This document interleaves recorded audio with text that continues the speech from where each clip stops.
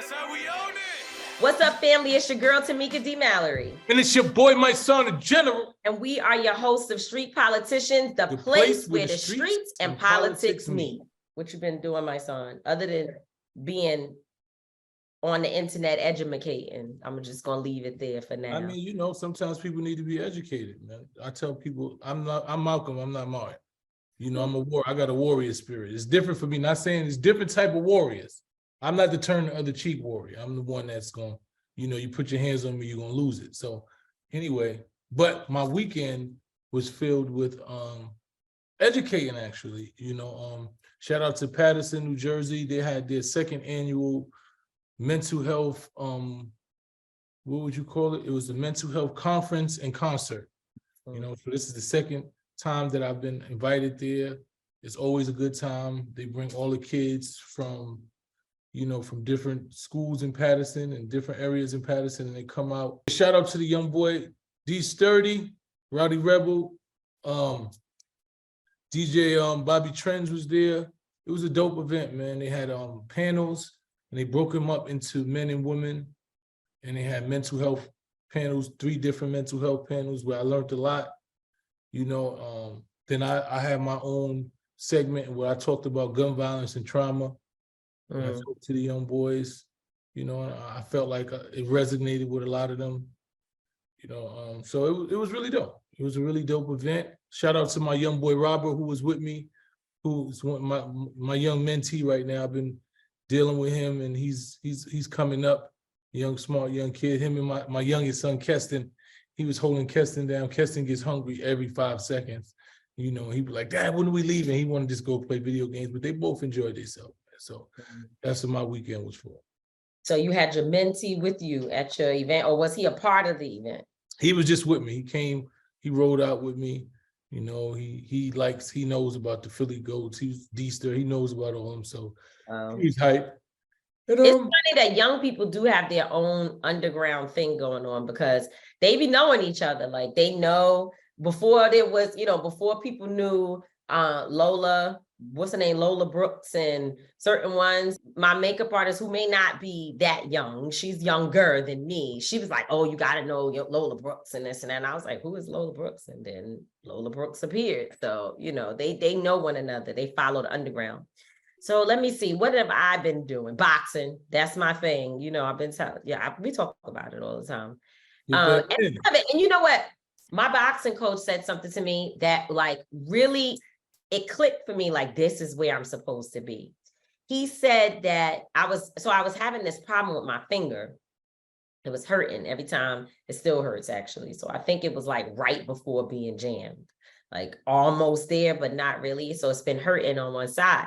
So he tells me to tell him about my, and shout out to Coach Eddie.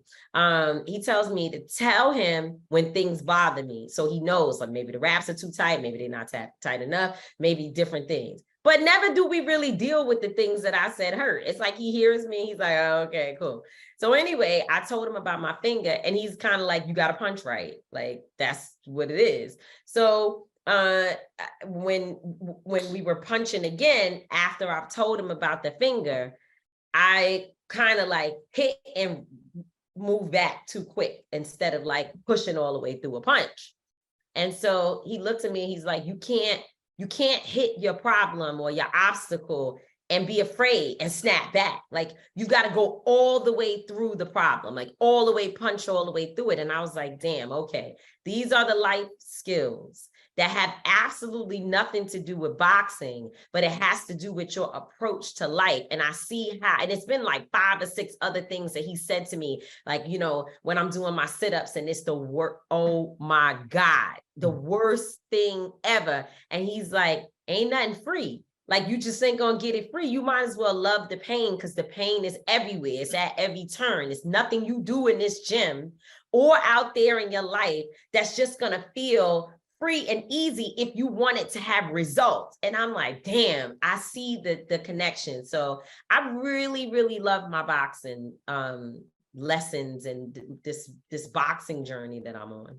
Boxing is a thing, man. It's like it's a full body workout. It's mind, it's body, it's soul, it's everything. Shout out to my boxing coach, who hasn't seen me in like 3 weeks since I, sprained my shoulder, but my man G, aka Gabriel Vargas, he's my coach, and now he trains the boys, and they love boxing. So boxing is always been one of those things. I actually started doing boxing when I was young. My father used to train me, and then when I went to prison, I was doing boxing. So it's always like you said, your fingers. Like you break fingers. A lot of people who box, they break fingers, they break knuckles. Like that's a common thing. So get used to it. It's gonna get as you do it, it's gonna make your hands stronger. So it's not gonna really hurt as much. And there's so many young kids in the gym. Wow, like they've got, and especially that's what we need. We Mhm. need the kids in the gym. Boxing teaches you level of discipline. It teaches you level of humility. It teaches you how to target and center anger, not to be overwhelmed by anger. So, that's one of the things that I want to focus. I want to start like a boxing program for the kids. Yeah, Really. I think it's also like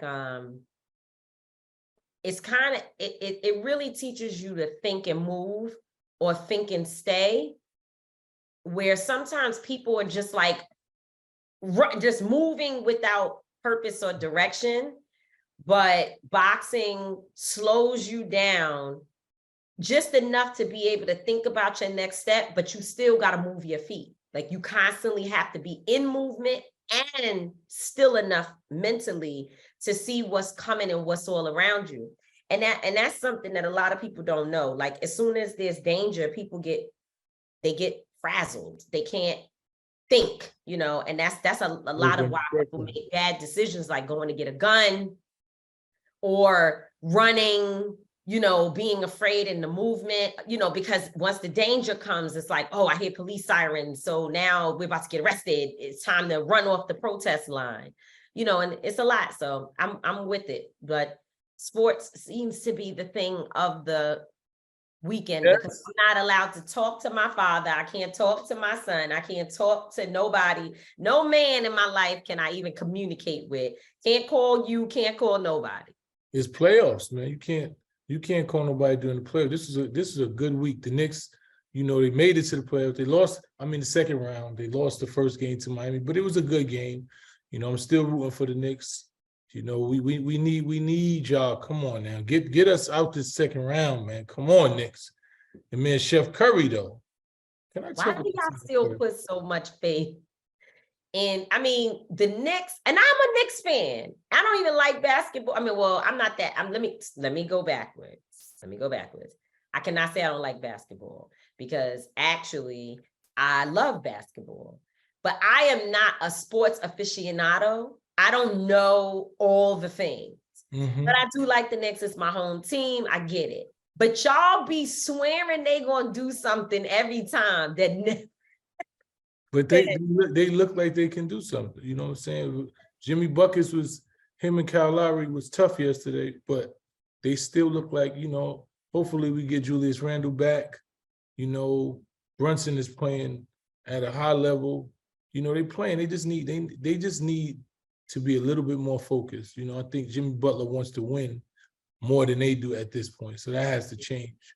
Yes. Like I was about to say, Steph Curry yesterday in the Game 7 game against Sacramento was just phenomenal. I wasn't even able to watch the game because I was a soccer dad yesterday. So I was at the soccer game and I had my kid's soccer game. Mind you, it's pouring. Like this shit was just unbelievable. I don't even know why it was raining heavy in New York. Yeah, I don't even know why they had these kids out there playing soccer, but it got to the point where the field got so flooded they had to stop it. But I still had my headphones on, just listening to the game in my pocket, and just listening to Steph Curry just keep scoring was just hearing it. I wasn't even watching the game, and they were like, and Steph scores again, and he hits another 3, and it went from the Sacramento being up 5 to next thing you know, Golden State was up by 20 in the fourth quarter. And I was like, wow. And then he finished with 50 points. It was just like, so shout out to them. So they play the Lakers tomorrow. My son's favorite team. Yes. Okay, good. Because God bless. I be feeling. He can't wait. I know I know he probably bet money, everything. Oh my God. He can't wait. I'm And I surprised he called my didn't text brother me because back. usually he'll be like, yeah, you talk about my team. He'll text me randomly and just say some shit about his team. So, but shout out to them. They did good. Now they play the Lakers in round 2. Listen, I was gonna say I called my mom during the game because she like me, she ain't watching it. She just sitting up there just trying to smile when asked. And I could hear my father yelling at somebody. And I'm like, Mom, who's that? Some of your son and your father's over here going back and forth about whatever they doing on that basketboard. And I figured either he was winning or losing. His Tariq. Mm-hmm. Yeah, he was winning. They had a big win yesterday. So now they play the Lakers in the second round, which is probably gonna be one of the most viewed series because everybody want to see LeBron against Curry. That's like monumental. So that starts on Tuesday. So that's gonna be a dope. So we probably first game will be over by the time we watch this. Well, I hate to bring a bad overtone to this good conversation, but I heard you say that Golden State was playing the Sacramento Kings. Yeah. Now, some news on that. It's just it is so in line with this tragedy of last week, where Miles Cosgrove, the officer whose gun, the FBI believes that his bullets actually killed Breonna Taylor. And we know that in that case, Attorney Daniel Cameron, the Attorney General of Kentucky, did not present evidence to the grand jury for the murder of Breonna Taylor. He presented evidence for the bullets that went through the wall. The jurors themselves were angry about it because they were never presented with information or with a case that would have allowed them to indict or not the officers. They were never. Yeah, they were never. It was never done. And that is a regular thing that district attorneys do. This is not. You can indict a ham sandwich. That's the going line. You can indict a ham sandwich. So don't get it twisted. They do this where they have made a prejudicial decision that we're not looking to charge or to get, these officers or these people indicted. And therefore they present the case that is very narrow, that people do not have the opportunity to say, well, wait a minute, what about this? And so the jurors came forward to say it. So anyway, because I get so excited about this, I got to stick with my point. So he was fired from the Louisville Metro Police Department because of our work. Until Freedom, the Kentucky Alliance, all the groups, the organizers, the people who slept outside, the people who protested, the Urban League of Louisville, Sadiqa Reynolds, Attorney Lanita Baker, Attorney Ben Crump, Attorney Sam Aguiar, Breonna Taylor's family, the list goes on, Bianca, and of course her mother, everybody fighting every single day, the Breeway, the streets, fought every day. And that's the reason why the officers were fired. Miles Cosgrove was fired. Now, a sheriff's department in another part of Kentucky, an hour or so away, has hired him. It is disgusting. So here we go back to the Sacramento Kings. The officer responsible for shooting Stephon Clark, if you all don't know this case, you should look into it. He was trying to get into his grandmother's house, jumped over a gate in the backyard, which is not an unusual thing. Police officers came. They claimed he had a gun, which later on they found out he didn't. They shot him to death in his grandmother's yard. Okay. Now that officer who killed him is working the games as a security person, maybe even a police officer, because he wasn't fired, wasn't even charged. He is now working the games for the Sacramento Kings in their stadium. And he ain't working no more games. First of all, those games is over. So, well, the games, I was about to say, it is possible that he will now be shifted over to concerts and whatever else they have going on during the off season. So the point is he's still employed and now he's moving on to other things. And my thing is that, listen, we are not safe. We are not safe when a violent person who's a shooter who has access to a weapon and actually what is it called? Free reign, where it is sanctioned, is in open public space with Black and brown people has already demonstrated that they have the ability to kill one and make really bad choices. I'm, not going to say mistakes, choices and decisions. And now somewhere else. So people just need to know, when you're going to the stadium, whatever it's called, where the Sacramento Kings play, there's an officer in that particular stadium who is dangerous. So that's, and again, tying it together with what happened to now Breonna's family, another slap in the face. And that's why legislation is so desperately needed. Now, people can pop shit all day. The Democrats ain't no good. The Democrats can have mad issues. I agree. I call them out all the time. I see it. Some of them don't deal with me. I get it. So you can't argue what the Democrats should be doing and aren't doing more than me, because I could get in that argument and go.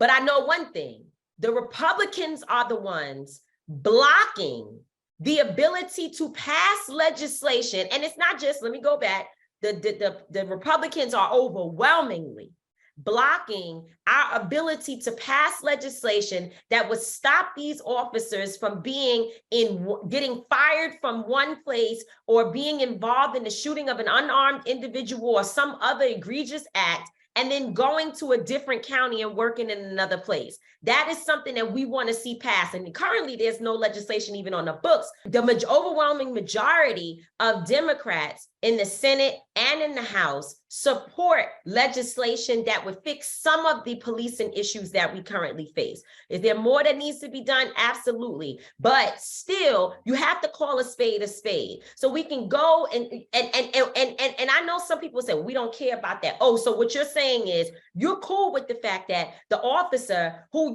killed Breonna Taylor now works in your county somewhere else and has the potential to shoot and kill you too. You so uninvolved in politics that you okay with the shift of power going in that direction, where your children playing in the yard, or your children who are doing whatever, going to school, driving back and forth, or even you as a grown person, your unpolitical ass, where you could actually die because this same officer is running wild and hasn't been stopped. No, you can't. It doesn't mean it changes policing entirely, but certainly we have to have some guardrails, and we don't even have that at this time. So that's all I'm saying. I just think for me, and I'm gonna say this real quick, that this whole thing, it doesn't change policing and guns kill people, people kill people, not guns.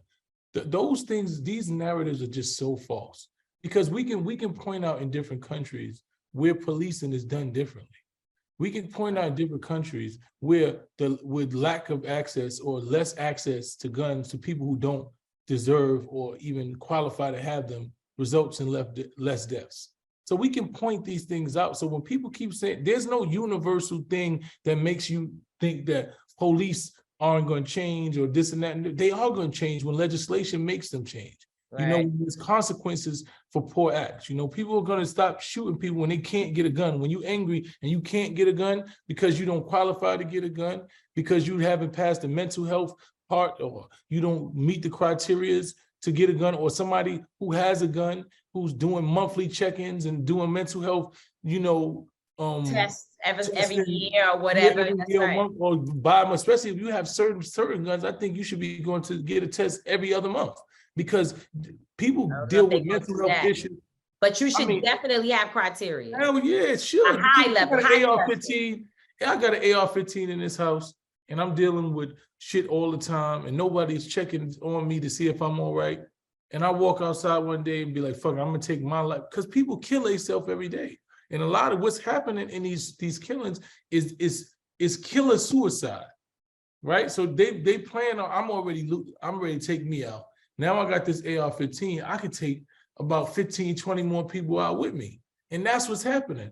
Well, we're about to, by the time our show airs, hopefully we will find out whether or not the Texas shooting that happened, I think it was Cleveland, Texas, where just this past weekend, we saw a family go next door to a man's house and asked him to stop shooting in the yard because their child was sleeping. And he ended up shooting and killing 5 people of the 10 individuals that was in the house. I saw the father speaking on the news earlier this morning. It is so painful. And, you know, he's at large. The killer is at large. They say he threw his cell phone down, took his clothes off, left all his stuff somewhere in a wooded area, and they didn't know where he is. So hopefully by the time our show airs, we will learn whether or not it is killer-suicide, whether he's killed himself or done some other thing. Some people said he may have made it to Mexico, but it's 13 hours away from where he was. So I don't know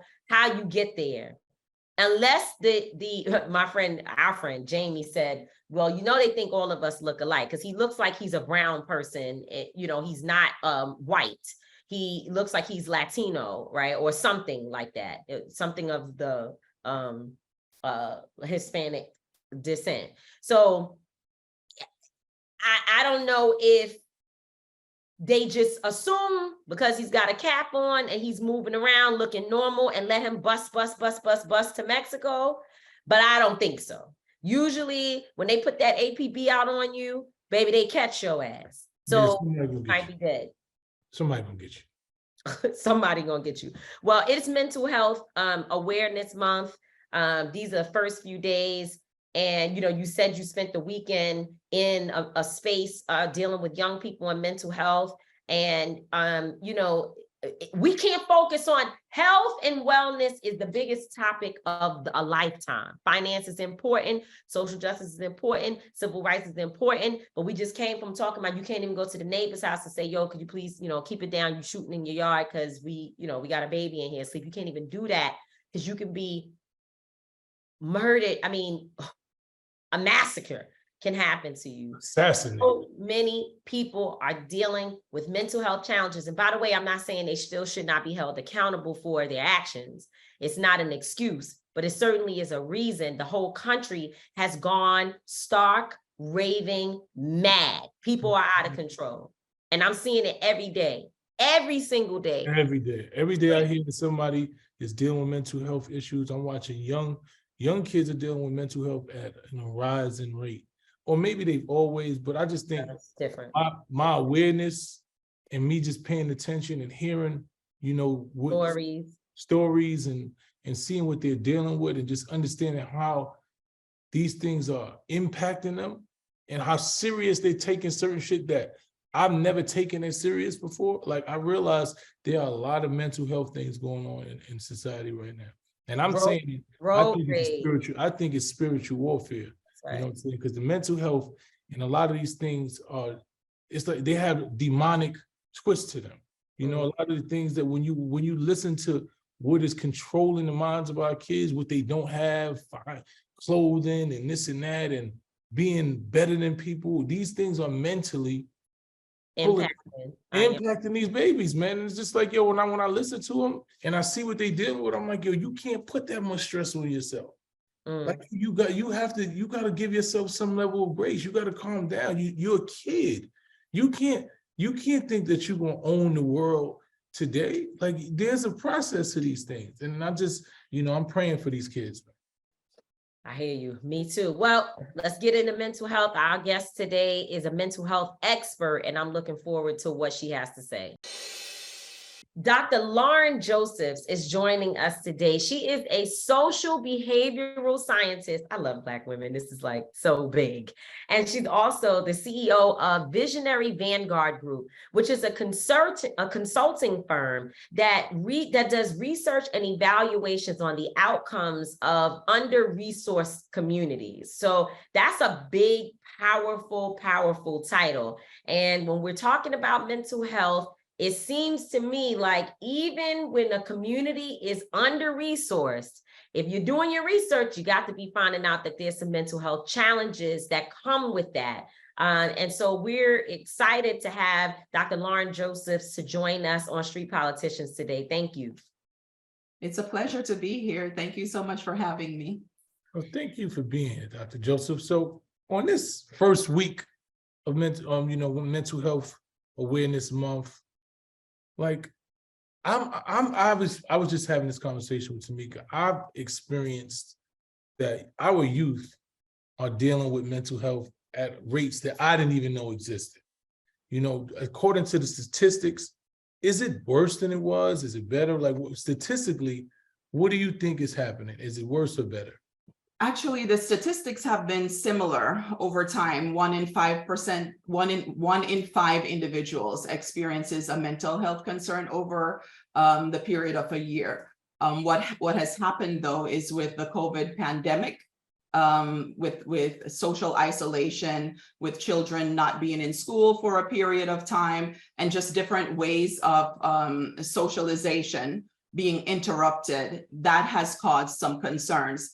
We don't really know the statistical impact of that yet because the data typically is 3 to 5 years behind.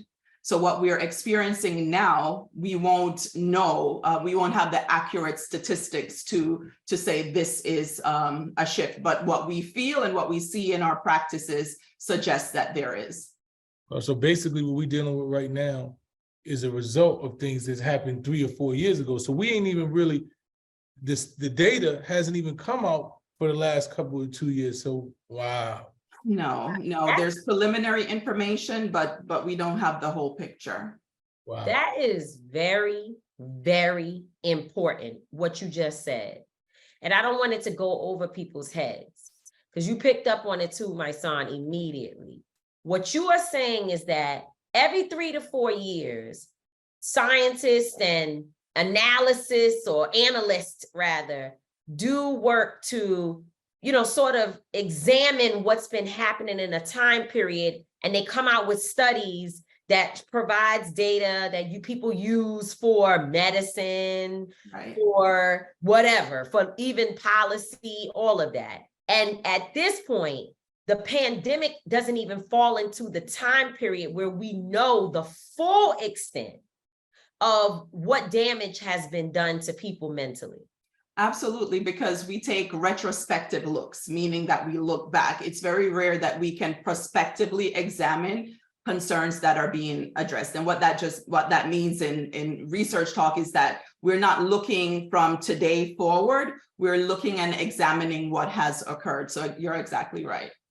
So how long have you been doing this work, Dr.?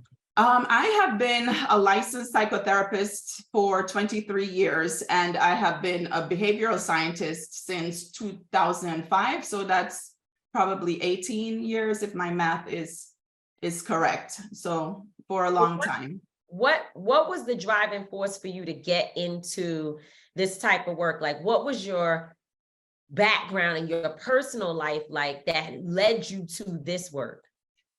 You know, I'm from Jamaica, if you hear an accent. And so being raised in Jamaica, I didn't have the framework or the language of mental health. It's emerging in treatment in Jamaica at this time, but there wasn't a really solid foundation. When we saw people on the streets who I now know were experiencing mental illness, we would say is a madman or a mad woman, right? So I knew that I had a deep interest in impacting change for people who look like me, especially coming to the United States and very quickly learning what it meant to be Black in America. So I started my career as a psychotherapist working with youth who were involved with the juvenile justice system and doing home visits, and all of that led me to start making the connections between the children who were incarcerated and were the ones who I was seeing and have learned since were predominantly members of racial and ethnic minority groups. And so I wanted to work more broadly to impact change in societal outcomes. And so I returned to school to become a researcher and social and behavioral scientist. And so I was able to delve more deeply in the cross sections of challenges that certain segments of our population face. So it just was my desire to impact change. That's amazing. And what is the process? What is the schooling process? How many years did you have? Yeah, It's a lot of time. So I went to the University of Florida as an undergraduate student. So that's 4 years. That doesn't count for anything. You do that before you go to graduate school. So I went to graduate school and earned a master's and specialist degree, also at University of Florida. And then I attended the University of Central Florida to obtain my doctoral degree in public affairs, which is an interdisciplinary program that helped to prepare me to address social problems. So overall, it's 4 and 3 steps, like a lot of years out of my life, more than probably 10 to 12 years. Did your family members think you were crazy? Like, what did they say? That they're like too much schooling? Or No, but you come from a Caribbean background, a Jamaican family. So I would assume that there were some people pushing you along, but it seems like when we're studying mental health, sometimes our family members feel, I don't know, they don't know it. So they feel a little nervous about, are you trying to say we're crazy? Right. And you're exactly right. I'm Jamaican, like Jamaican, which comes with a lot of things. And you're exactly right. But my family has always been supportive.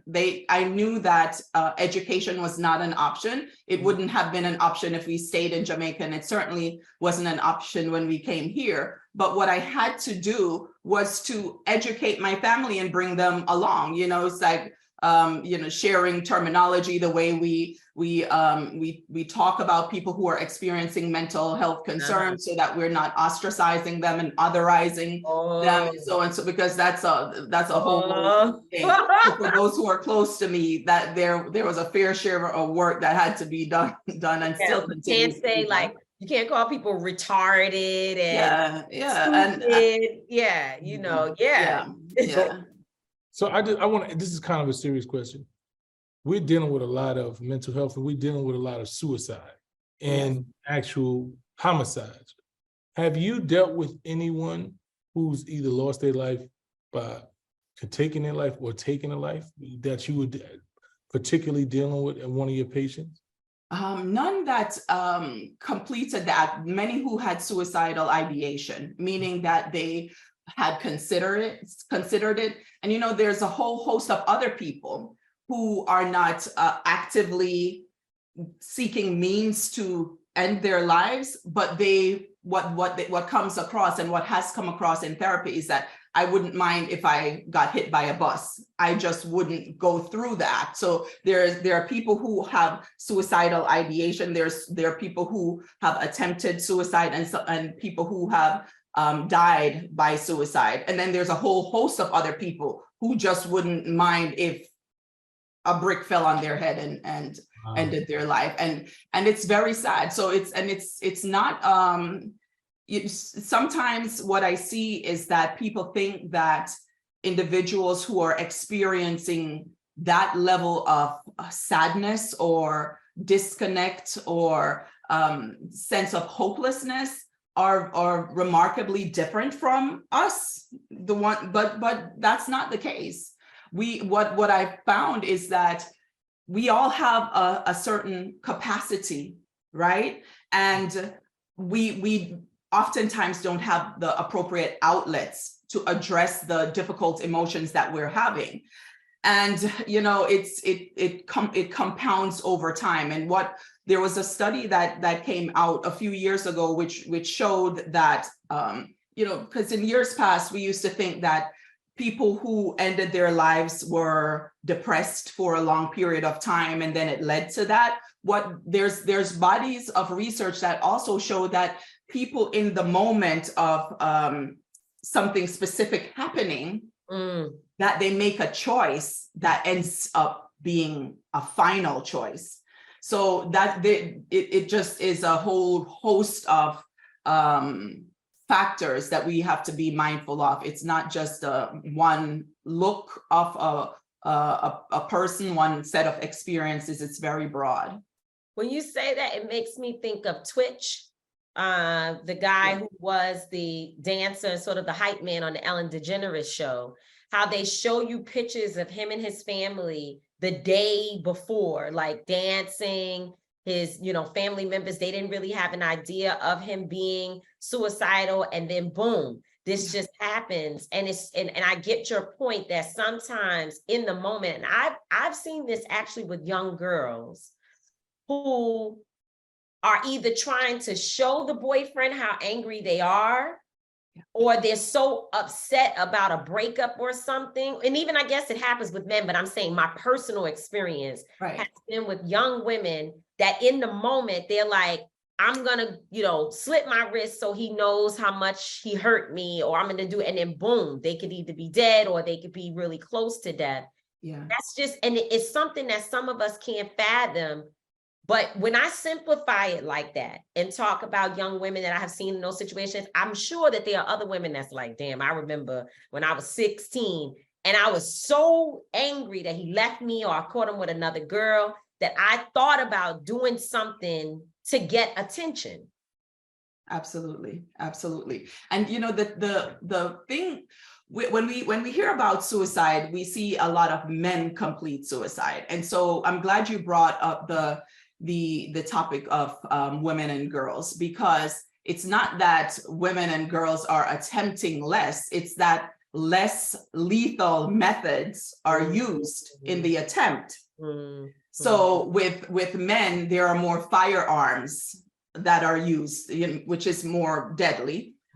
With girls, like you were talking about, teenage girls, you'll see you'll see less lethal methods. So like trying to overdose and things of that nature. So that is one reason for the discrepancy in the disparity in the numbers of suicide deaths between genders, is the lethality of the method that's used in the attempt. Wow. So you know what I was sitting here thinking? We do a lot of work and we deal with a lot of trauma. Like we deal with families and we take on trauma daily. We see death, we see pain all the time, and it's a lot for us. Yeah. So do you have a therapist, and how is it that do you take on the trauma of your patients? Do you feel like you personalize it and you take it home sometime and you have to find ways to release? That's an excellent question. There's this phenomenon called vicarious trauma. And it's you get vicarious trauma by being in situations where there's a lot of trauma that's present in others. So there's death, there's, so the work you do, right? It's the same in therapists that are working with highly traumatic cases. Not all therapy is about addressing trauma. There are situational and adjustment things that happen in people's life that they also seek therapy for. But it's important to know that when we think about trauma, we think about death, we think about, all those, we think about rape, we think about all of those things that are classified as trauma. What's important to know is that those toxic levels of stress compounded over time impacts our brains in the same way that major trauma does. So for you or people, therapists who are working with individuals who are living through traumatic experiences and are don't process that well. That's one side of the burden. The other side of the weight is the toxic level of stress. So it's like from both sides, from both sides. So you asked the question about, do I have a therapist? What I have is when you are a mental health practitioner, you have a cadre of individuals who are mental health practitioners, who you have the benefit of debriefing and addressing concerns in a way. Even when you have large caseloads, I don't anymore. A lot of the work that I do is in research, but when you have caseloads, there's a part of the process that requires you to consult with other mental health practitioners so that you're not absorbing all of that. Because if you don't have a way to address that's coming in, like I said, we have a threshold, and we can end up collapsing under the pressure.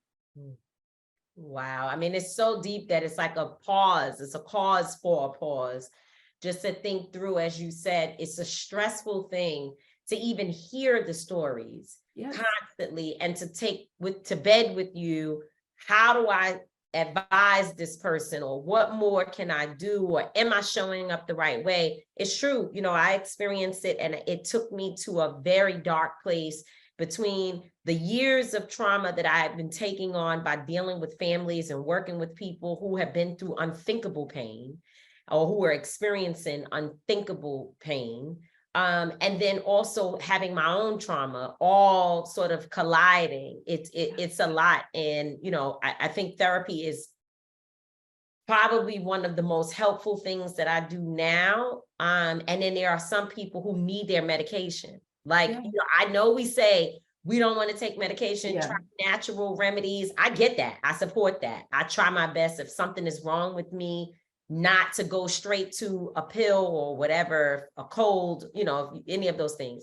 But some people need to be on prescribed medication that is under a doctor's care to keep their levels together. So talk about that, because there is a stigma that if you get on medicine, you are, you know, you just are out. You're just insane. And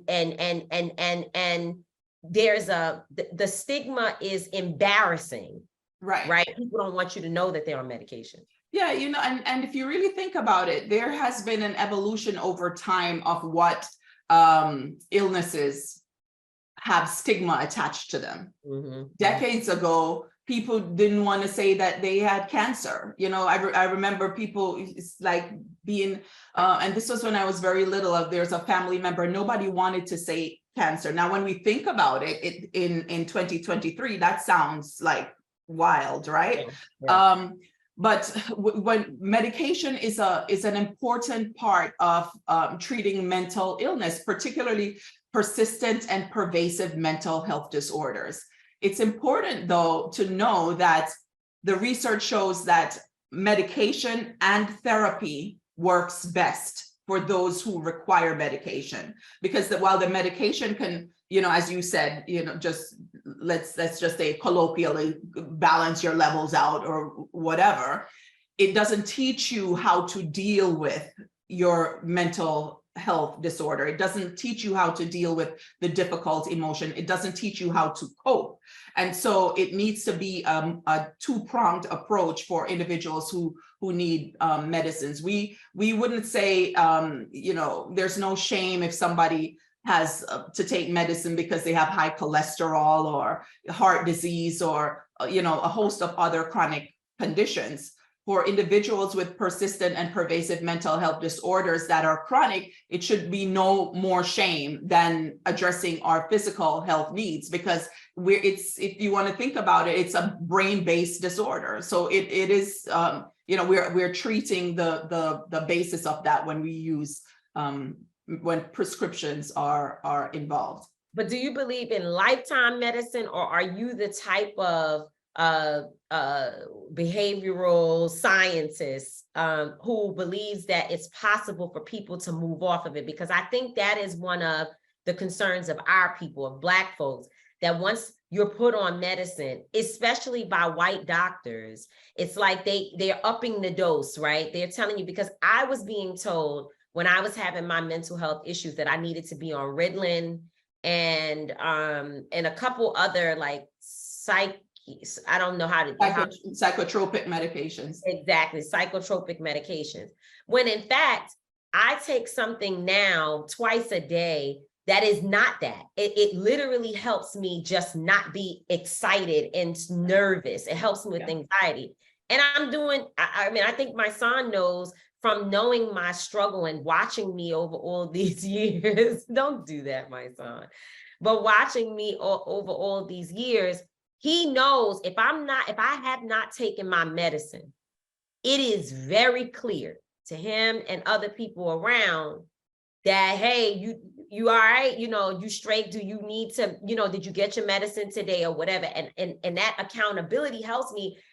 And I know I'm talking a lot, but this is important because this is a big topic for me. It actually makes me very emotional, because there are times when I am mad at everybody, including God, that I have to take medicine twice a day.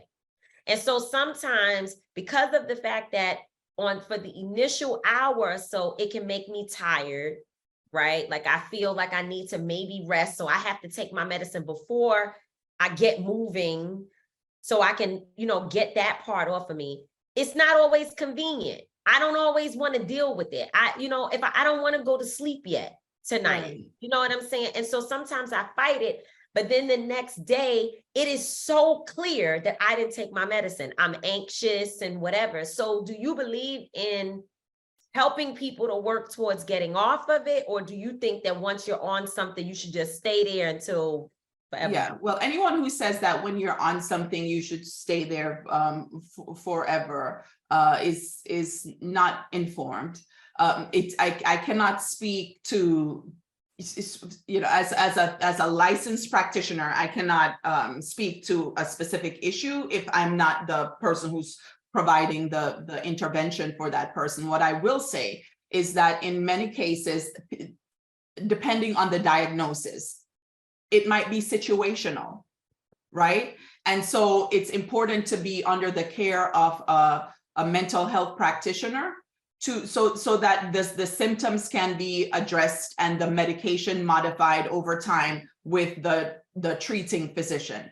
So, and I'll also say with respect to children, and you mentioned Ritalin, which is one of the older classes of medicines that were used for ADHD.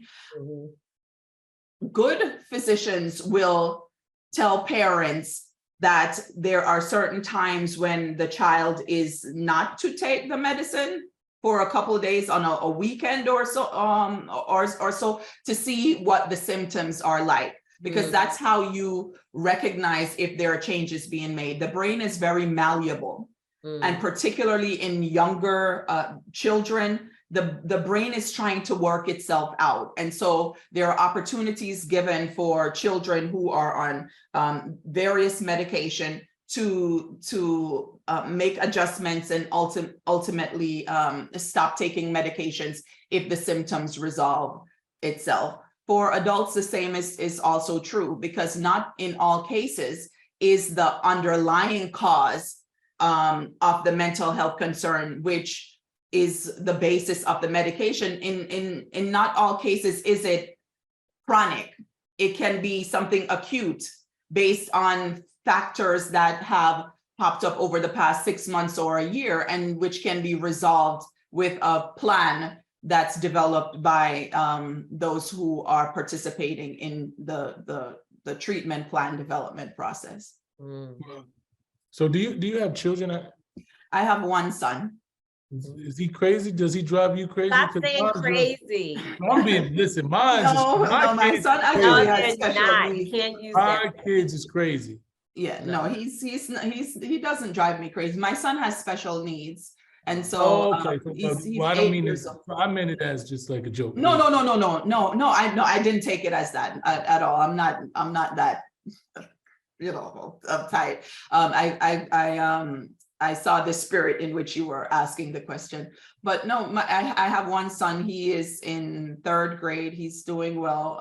And so, yeah, you asked about medicines. He's had to take medications. And so, I've seen where he has been weaned off medicine. So I know that not only as from the role of the therapist and as a person who's participated in the development of treatment plans, but the one who as a parent of a child who's had to take medicine, specifically in this case for ADHD is one of his concern, not his special need, but he's also ADHD. The ADHD, they didn't have ADHD. That's what I had.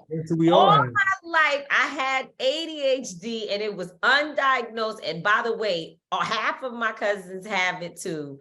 And I say have because we still today have issues where people suffer from hypertension or hyper whatever activity and not being able to focus and all of that, but they've never said, and if you would have tried to tell our parents that we had something called ADHD, they would have said, I'm on ADHD your ass. That's what I'm gonna do. ADHD your ass. Yep, yep, yep. You know, And they would not have even tried to learn. Yeah, they ain't want to. You had to come out.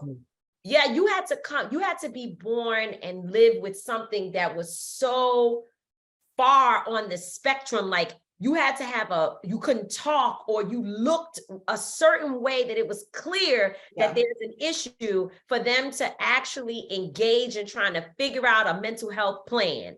Yeah. Or any kind of plan, a medical plan. But for you to just tell a parent of our time that the kid had ADHD and they were functioning and could sing, knew the songs, could, do all this stuff, they were like, man, I don't.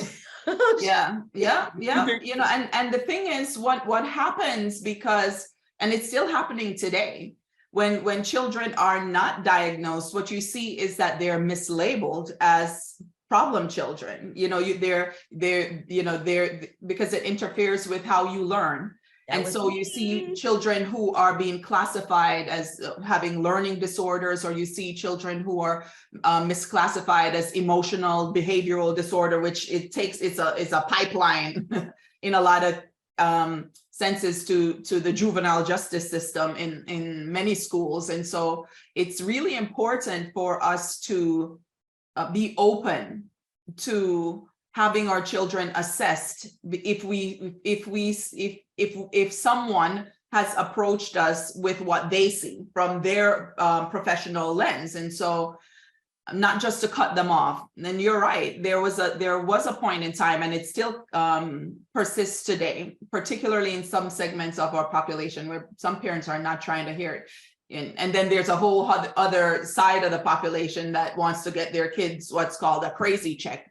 So, you know, there's this dichotomy. My son, I didn't mean to cut you because I know you had a point, but Dr. Joesphs, as a Caribbean woman, would you say that in the Caribbean community specifically, there are those issues where there are people who don't want to hear it? Absolutely. Absolutely. Absolutely. Jamaican came out all the way. It's true. There's nothing wrong with my son. Nothing wrong with my dumb son. It's like, it's like, well, I'm deal. But it's so true. And it's a problem. Can I ask a question? I want to ask two questions because I know we have to go. So the two things I want to ask. Do you think, because what it seems to me is what I've been hearing is that there are mainly Black boys being diagnosed with ADHD. A lot of, I think, are we over diagnosed with it? Is it proper, or are they just overusing just the term? And two, the stigma that's around mental health with just Black men, period. Yeah. So, do you have like any advice? How do we get Black men to just want to open up, want to just talk about the things that they're dealing with? Because a lot of us, like as a young man, I was taught that we were supposed to just deal with what we had to deal with, you know? Yeah. Nobody wants to hear you crying. Nobody wants all of that. So what is it? I think, and I'll start with that question first. I think that it's up to us, those who are in the process of raising Black boys, this is where prospectively we can do something, where we can choose today to allow our children, particularly, and it's for girls too, but you asked the question about Black males, but for Black boys to be able to articulate how they're feeling without censoring. A lot of times we are expected to be robotic. Like we are only expected to only a small range of emotions is viewed as acceptable. Anything outside of that is weak. And what we're doing is setting up our children to become men who, first of all, don't have the language to communicate what they're experiencing, because that's half of it. We don't have the emotional vocabulary to talk about what we're feeling. And I think it starts there, to help our children to identify what is this is anger, and to recognize anger is not there's nothing wrong with anger. It's how we respond to that anger. And that we don't do well with helping our children to recognize and process the difficult emotions they're feeling. And so as children, we grow up into adulthood with the absence of that emotional intelligence. The other question on overdiagnosing, I don't necessarily think that that's a broad problem. What has happened is that there's more awareness. Whenever you see more awareness, you think that there is, that it's happening more, right? Some people talk about that, you know, in terms of there seems to be a lot of violence against, like police violence and so on. Was it not happening before, or do we now have an awareness of what has been happening? So the same is true with the diagnostic process, with the absence of data. You know, I'm a scientist, so you know, questions like that, which feel simple, tend to be hard for me to understand in the absence of data. I don't necessarily think that there's an overdiagnosis. I think there's an increased awareness of what the challenges are, and now now people know what to do in more cases, although we have a ways to go. So why do you think Black males seem to experience it more, based off what the perceived data? She says she don't have the data. She wants you to tell her Data. where there is a finding that says that Oh, there's okay. a difference. Because I'm going to tell you something. This is my personal belief, and Dr. Joseph, we want to let you go. But here's my personal belief. Yeah. I don't think that there's a difference. I think that it's on both sides. The issue of ADHD, right? I think it's on both sides.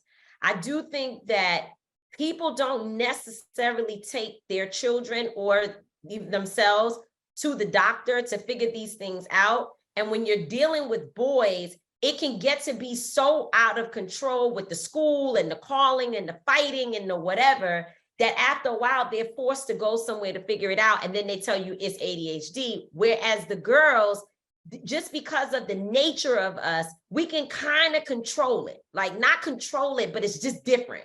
The way that it is expressed is not always the fighting and the whatever. We might have other things going on that don't show up until later, like hypersexuality. We haven't, you know, doing things like that. And I think it's just that even in the professional field, we just haven't wrapped, or maybe it's like in the mental health profession, you haven't wrapped your arms, the community hasn't wrapped its arms around how to talk about the differences and how these things show up. That's what Absolutely. I think it is. And also, it's important to know that sometimes what we see as these angry outbursts and that are viewed as hyperactive are also symptoms of depression in children, because it's manifested differently. So some of these things, what I would do if I were a parent with a child who was experiencing some of these challenges in schools would be to speak to a professional to get them assessed, not just draw the conclusion of the ADHD, but to rule out other factors as well. Listen, let me just tell you something. Listening to you, your vocabulary, the way that you speak at ease about these issues, and it's almost like poetry.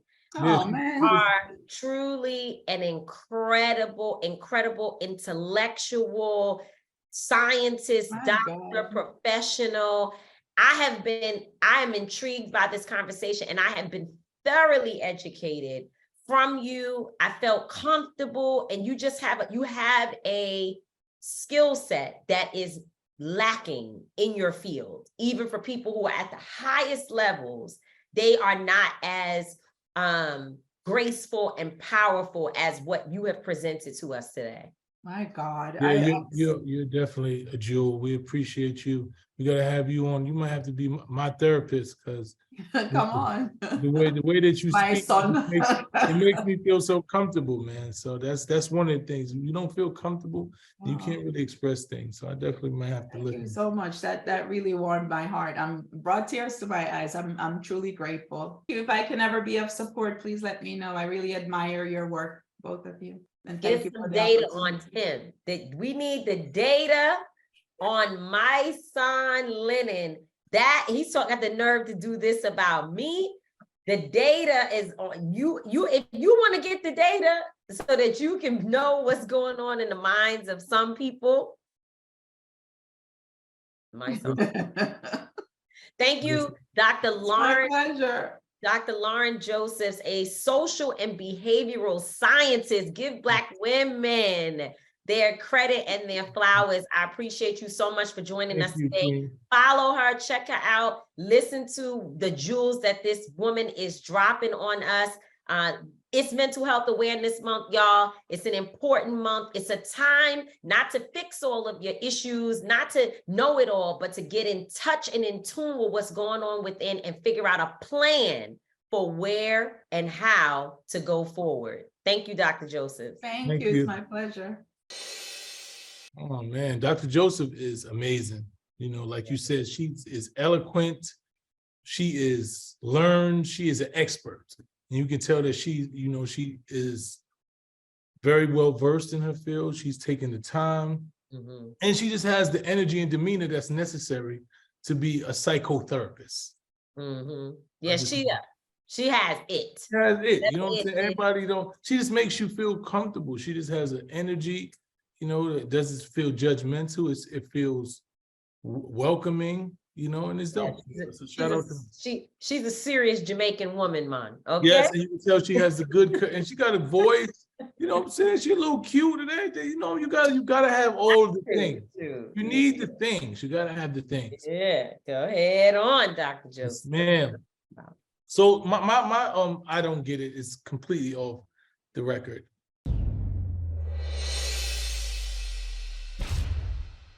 I take my criticism. I deal with certain things. You know, I'm a person that have a certain background. So look, I come from the streets. You know, I'm a rapper. I started out as a hip hop artist. I'm competitive. I play basketball. I am a warrior. I box. So this is the nature that I come, the spirit that I come to this space with. You know, when I entered into the space of activism and civil rights, is because I wanted the voice of people like me to be heard. I didn't see what it is that I represented in this movement. I didn't see somebody who had an edge from hip hop, who had an edge from the streets, who was in tune, who was formerly incarcerated, who had so many different elements that I didn't feel was represented in this movement. So when I got into it, at first, I didn't feel welcomed. You know, I didn't feel like it was even a place for me because I didn't have the language that people had. I wasn't learned in certain areas, and I didn't look the same. You know, so throughout the years, I believe that I've created my own space here. You know, I've created my space where the people that I represent feel represented. There's people that's from the hood that you would never, I don't like to say the hood no more, the neighborhood, because we took the neighbor out of the hood and that's where the disconnect came. So people from the neighborhood who you never would have seen in the movement or never even thought about it, say that I've brought them to the movement, and they have voices, and they in hip hop, and they in the strip clubs, and you know, and they're still evolving. You know, some of them haven't evolved all the way to where they're all the way righteous, but they're moving into that realm. You know, and so I speak on things in the culture of the streets, you know, and it seems to bother people. And what I don't get is why me speaking on issues, you know, that like especially snitching. Snitching for me, like I say all the time, is something about integrity. It's not about a street thing. It's not about criminality. It's about a man being able to deal with the accountability of his own actions, a man making decisions, whether they're right or wrong, and being able to deal with those consequences. So, you know, over the last week, or probably two, there's been, you know, I've had a situation in which I've chose to address. Normally, I've been ignoring it because for years, there's been this, you know, this individual, Roland Collins, who's been attacking me and saying things about me. And the history of it goes, I'm not going to get into the history of it, but you know where the history comes from, you know, years ago. But now it's resurfaced. He's finally went to court and, you know, he's testified at the trial, which I have no issue with. All I wanted, what I made a statement about, was the lack of being willing to deal with accountability. You know, I wanted people to understand that in the streets, there are consequences. And then people saying, you can't say that you boycott Black murder, but you against snitching. And I'm like, well, I can, because what happens is in snitching, there are two people who are guilty of crimes, right? That's the street element means when you snitch, Two or more people that are guilty of crimes. Or sometimes just Or you. sometimes just you, right? So what happens is the person who is the snitch is also guilty of crimes and have committed crimes. But since they don't want to be held accountable for what it is they've done, they tell on someone else so that they're held accountable. So my thing is, who tells on the snitch?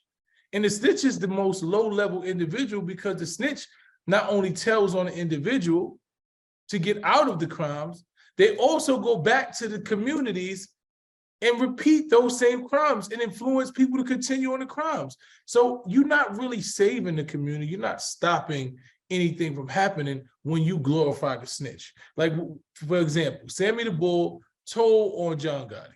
Sammy the Bull was actually more of a dangerous person than John Gotti was. John Gotti was the boss, but Sammy the Bull actually took more lives in his time than John Gotti did. But he was able to go and live his life after John Gotti died in prison and come back out to society and commit more crimes and engage in more crimes and get more people to do more crimes.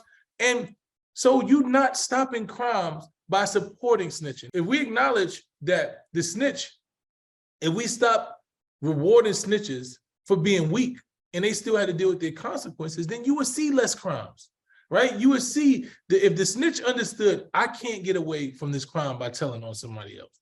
So you know what? I shouldn't do it at I all. just shouldn't do it. I'm not going to be involved in the streets because I don't want to do 40 or 50 years. There's no escape route for me, right? You will see a lot less people engaging when there's real accountability in something, then you will see more people saying, I don't want to deal with those consequences. And with it, I tell people all the time, I'm not saying that crime is good, right? I'm not saying that I'm for crime. But I respect a man who's made a mistake and made a decision. Some of us in the streets, you've made decisions and you committed crimes out of desperation. You made, you felt like you didn't have any way out. You might have been defending yourself and you had to deal with those consequences. And when you sat down and you did your time as a man, you thought about it, you came home and you reformed yourself and you moved on. Those are honorable individuals to me. Some people think that if you ever committed a crime that you lost your honor and you can't be honorable. I don't believe that. I don't believe that narrative, and I will never believe that narrative. So I am so confused at why people think that there's an issue for me as an activist and someone who is a hip hop artist to confront things that I believe is detrimental to this culture in a hip hop form, or even speaking on it. I don't glorify negativity, but at the end of the day, I'm a warrior. I'm a competitive spirit. So I don't want violence for nobody. I'm not going to get into no physical altercation with Roller. I don't want to see that man dead, but I know you can't out-rap me. And I know the message that you're spreading is detrimental to these babies. So I'm going to dispute your message. I'm going to refute it, and I'm going to out-rap you on it. And I'm going to bring people to the cause and show them what justice looks like, what righteousness looks like, what real looks like. So if people I don't understand why people have a problem with that. I really don't. Let me finish one thing. I've never portrayed myself to be Martin Luther King. I'm not Malcolm X, but I know that Malcolm X called out a lot of leaders. By name, he called them fake this and that. Y'all lead a lot of people. He literally said that. I've watched a lot of these leaders that you talk about. They have called out other leaders because they felt that the message that they had was detrimental to our people. We've had debates with the biggest scholars have sat on stages and disputed against other scholars who were just as, and they were positive people. When I think that something is detrimental or negative, I believe that it is my duty as a warrior of God to speak up against that. I believe that's my purpose. That's my calling. It's not everybody's calling. Everybody is not going to get it. Just like I don't get everybody else's calling. I don't get why people talk about certain shit that I don't care about or I think doesn't make sense. But every individual has his own road to travel. And every time that I feel that something is detrimental to the kids and the communities that I come from, or somebody is perpetuating a lifestyle, a narrative, a reality that's detrimental to them, I'm going to speak up. So I don't have much to say on that, because I think it's good that you made this point, because there are a lot of people who, which is my point, don't understand. Sometimes I don't understand until we have conversations. In this situation, I do understand. And by the way, I also am a child of hip hop, and I know how hip hop is supposed to work. You are supposed to have, and sometimes, and I guess since I come from a family, I was just with my family recently when my cousin died, you know, and one of the things, like even in the middle of a traumatic situation, we were snapping on each other. Like, you walk right in, like, don't even come in here with that crying, because you know you pitiful, your nose is snotty, what's wrong with your stomach, you too fat. My cousin is wheelchair bound. The one who passed away, his brother, who many people who've been to my birthdays and seen pictures of me, that's one of my closest cousins. He's wheelchair bound since he was a child, 40 something years old, never been able to use anything from his neck down. And we still be asking him, like, so what you gonna do? You gonna get up? Like, you gonna fight us? Like, what are you gonna do, right? Which he actually will bite you, so you gotta be careful. And his kick is no joke. But I come from a snapping culture, and the shit don't feel good. Sometimes it kind of normalizes things to make you not feel so bad about it, because you got hit by your own, which meant that later on when people said the things to you outside, it didn't feel as bad. And sometimes it was things that might have hurt your feelings and made you want to fight, like you just be mad. So I guess because I come from that, I don't see the battle of rappers or entertainers or the competition as such a bad thing. So I don't get as sensitive about those things, because, you know, when I don't like something, I'm on you like mice. I don't think you need to be doing this, and the third. And we all need people that's in our corner to pull our coattail when we're traveling too far down one road or the other. The only thing that I have said to you is that because there are so many people that they don't come from those backgrounds, either they don't understand, they hear snitching and they think about violence that's going on, and they want the killers, the murderers to, you know, be caught or be exposed, when what you're saying is very different. It's a point that has to be constantly reinforced, that if people believe I could go out, rob a bank, rob people, shoot, kill, scam, do whatever, and all I have to do is tell on somebody else or give up a bigger or more or a criminal that is more a person of interest or whatever, in order to reduce my time, it does not deter me from doing the negative action. That is something that is very clear. So it is not to say, if you out there and you doing dirt, then just keep your dirt to yourself and let another man walk free or whatever, or however you want to say. It's not a glorification of violence, but it is to say, which I hear you say all the time, crime does not pay. And we cannot create a lane of just telling on somebody else, which makes the crime that you committed either go away or be lessened, so you feel more comfortable participating in such crime. I get it. So I just want it to be clear, because people who have called me are like, yo, what is Mice doing? I can't believe it. You got to da-da-da-da-da-da-da. And sometimes they get a rise out of me. Sometimes I call them. I've called Charlemagne many times, like, you got to call your brother, because I can't talk to him. He's not listening to me. Da, da, da, da, da. Sometimes he's like, I'm with him on this one. Sometimes he's like, nah, okay, I might say something. So either way, right, we need a kitchen cabinet of people that provide guardrails for when we are so deeply engaged in something we believe in that we start losing the message. Let me put that out there so folks already know. In this situation, week 1 and 2, I'm with you. Some of it was funny. Some of it was necessary. All of it has been educational in one way or the other. The question becomes, what's next?